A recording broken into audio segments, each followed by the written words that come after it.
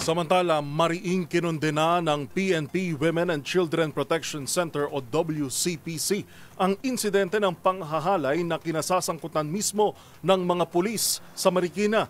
Ayon kay WCPC Acting Chief Brigadier General Maria Sheila Portento, malinaw na paglabag ito sa karapatan at dignidad ng mga kababaihan. Nanindigan ang hanay na walang puwang sa PNP o anuman sa lipunan ang karahasan laban sa kababaihan at kabataan. Dagdag pa, nararapat lamang na ang bawat manggagawa ay may respeto, kaligtasan at dignidad sa kanilang pinagtatrabahuhan. Sa ngayon, nakasampa na ang kasong administratibo at kriminal laban sa mga sangkot na pulis na kasalukuyang nasa restrictive custody. Samantala, ang biktima ay isinailalim sa psychosocial support.